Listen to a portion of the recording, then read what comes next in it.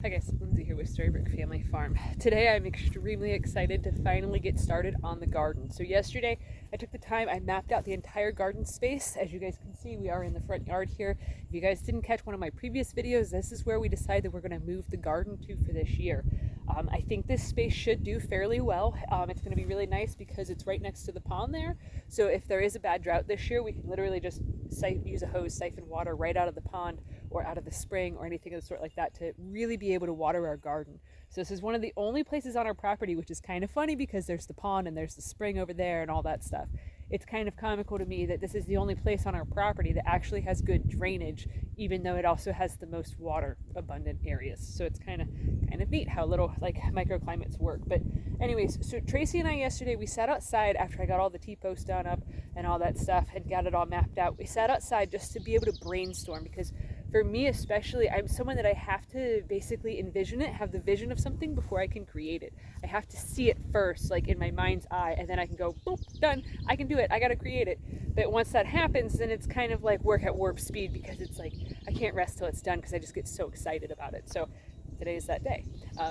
It is supposed to rain tomorrow, so I know that I'm going to be able to get some of it done today, take tomorrow off, and then resume on Wednesday. So I did get the grass all mowed in here, so this area here between the fence and the row of bushes and trees over there, we're going to put a bunch of brassicas in this area here, which are members of the cabbage family, like kale, cabbage, kohlrabi, different things like that. So that's going to go until we hit the pond drainage point, which is where I'm standing here. So from here all the way to the property line, it's going to be a like a 3.5-4 foot wide bed of just basically brassicas and then companion planting and stuff too. So there's going to be more than just the brassicas in there. My gardening style is kind of like a, I think it's called a potager. It's French. French people say stuff weird. I took French in high school. I never could pronounce anything. I could spell it, but yeah.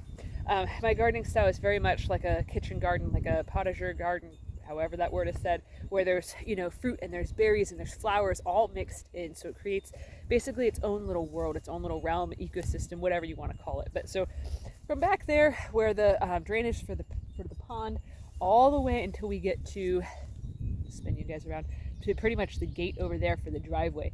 We're going to actually do a really big wide bed of beans here, just because that is kind of our favorite vegetable to eat throughout the year.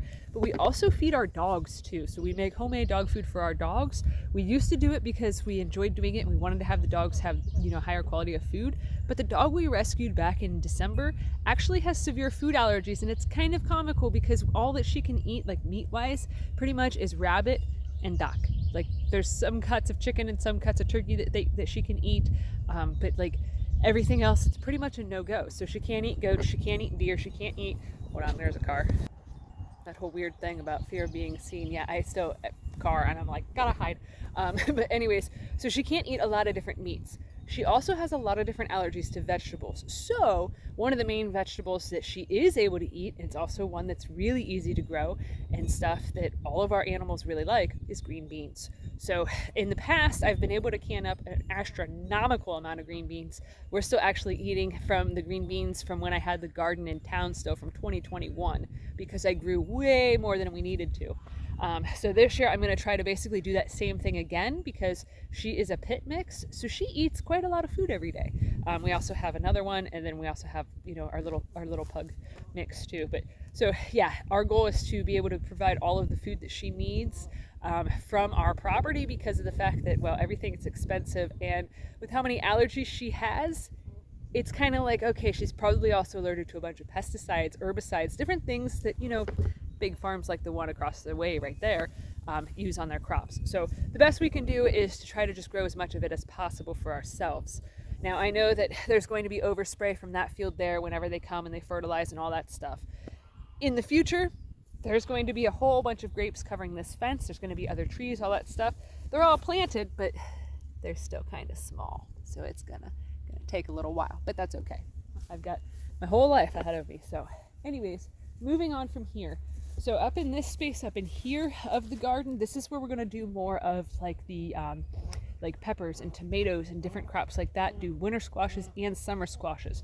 So we're also going to plant some winter squashes along the fence line here, because obviously the grapes are tiny. They're not taking up much real estate there. So we're going to do some summer squash and pumpkins over in there, because that's a vegetable that our other dog can eat. So that's huge win. Plus the goats go crazy for pumpkins and squashes, and it's also really good for them. Has a bunch of like, man, I'm drawing a blank. This is when I wish that my wife Tracy was here, because she'd chime in real quick to tell me all the things that it's got in them to make it so they're like anti-parasitic, anti-worm, anti all the bad stuff. It's full of all good stuff. So it's good for the goats, good for the chickens, good for everybody. So this year we're definitely focusing on raising a lot more rabbits than we normally would, raising a lot more ducks than we normally would, and also raising a lot more of the vegetables that the one dog can eat.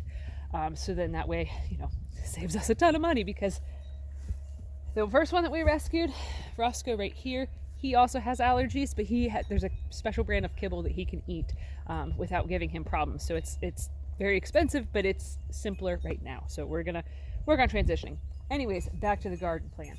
So this area up in here, last year Tracy had tried growing a whole bunch of flowers in here, and the turkeys just kept destroying everything. So we do have some irises coming up, and there was a set of little violas that stayed alive and survived it all. But basically like hundreds of dollars worth of flowers and different plants were destroyed by the turkeys last year. So we decided that this year we're going to actually just include this whole area into the garden space. So I'm not going to till up anything in this area here right now, just because of the fact that we don't have stuff ready to go into the ground, and it's really good to just wait as long as possible to break ground until you already have things ready to either sow or plant or something of the sort like that. Bare soil, not a good idea. But so this area over in here, probably 4 foot in front of the porch here, is all going to be just dedicated for flowers and have a nice big flower bed. This area down here, I don't like having straight lines, so the garden actually has several different curves to it. It's, like a good woman, it's supposed to have curves. Like everything in my mind, I can't say it in another way. Like it just feels natural, it flows better. But so we're gonna actually put a bunch of rose bushes over in this area to go around, to sort of like line the driveway. And then this area here, it's a very steep little section of hillside that it's actually really hard to get the riding mower up it, because it's so steep. Plus, there's going to be a fence there, so you're just going to have to like gun it and then slam on the brakes, and yeah, not fun. But so this area in here is also going to eventually be turned into pretty much nothing but a flower bed. So it's just going to, if you guys haven't gotten the gist yet, we really like having flowers and growing beautiful things. Which leads me to the next point. So over the weekend, we actually, our son turned 18, so we took him out to dinner, and then we went shopping afterwards. Tracy and I did. We had to get more spark plugs for my rototiller so I can finish this garden project. But we decided to stop at Tractor Supply because I was like, let's just look at plants. Like it's right next door to each other pretty much. So we pretty much got the deal of a lifetime. So when we were at Walmart, they actually had all of their Easter plants, which some of these, they're not looking so good. I got to water them. They actually had all of their Easter plants, like hyacinths, tulips. I think that was all we got, was hyacinths and tulips. They had them marked down for 75% off, which is amazing. These bulbs, they're going to come right back next year. So it's kind of one of those long-term game things where it's like, all right, well, we got these for a few pennies. Like, this is a great deal. Then we went to Tractor Supply and got the deal of a lifetime. So I want to show you guys all of this. So this is what we got from TSC. We got all of these Easter lilies here. There's, I think, 6 Easter lilies. We got some other colors of hyacinths. And then we also got a whole bunch of tulips and 13 different rose bushes, all for the low price after our $10 off coupon for like $14. So every single one of these was all listed for 99 cents. And these rose bushes, like, they're dormant, but this one right here, I don't know how well the camera's going to pick it up. Right there is life on it. They were dormant rose bushes that normally are $13.99. I absolutely love roses. I love flowers of any type, but I especially love roses. I like the fragrance of them. I like just the daintiness, the beauty, and how much variety there is, because there's so many different colors and stuff. But so these roses are normally $13.99 a piece, and we got each and every one of them for 99 cents. So not a bad deal at all. But needless to say, I have an astronomical amount of work to get done. So I'm actually going to get started on that, because I got to do some shovel work first before I break out the tiller, just because of the fact that for me, I think it's a lot easier to start breaking sod if you do a little bit of shovel work to begin with. So basically I use the shovel to sort of disc the soil just where like the fence line is going to go at. So I just basically need a starting point. And then from there, once I get gripped in, then I can work it. I do have to till backwards. It's kind of weird. We have a front tine tiller, but I always walk backwards with it. I posted a short. You guys can find it. You guys can look through my archive or whatever of the shorts. I had posted that whenever I had first broke ground here 2 years ago, and a whole bunch of people were lighting up the comment section about how big of an idiot this person is for going backwards and all this. And I'm like, these people don't know what it's like to try to break open sod. Like, it is really tough. But so yeah, it's kind of one of those things when you're self-taught, you do things backwards sometimes, or you just find the most efficient way for things to work. So I've got to get busy. I can't keep talking, can't keep yakking. It's getting hot out, and yeah, I've got things to do. So anyways, thanks for watching. Have a good one, guys.